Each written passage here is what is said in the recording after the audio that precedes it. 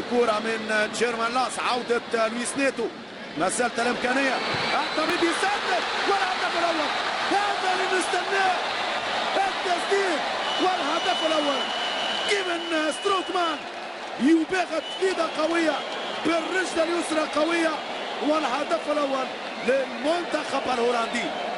هذه الإعادة سدد بكل قوة كيفن ستروتمان، يجد الثغرة وفي زاوية صعبة على الحارس البرتغالي بيتو.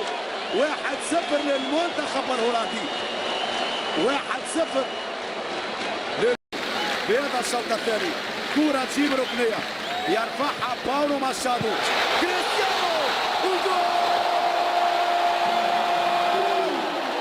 كريستيانو رونالدو أخيرا يتحدى الإنفاق الهجومي لرفق منتخب البرتغال منذ انطلاق المباراة.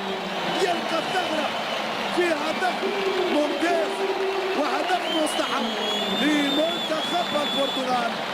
كريستيانو رونالدو، إعادة الركنية، التنفيذ من باولو ماشادو، التمهيد من بيبي والاستلام من كريستيانو.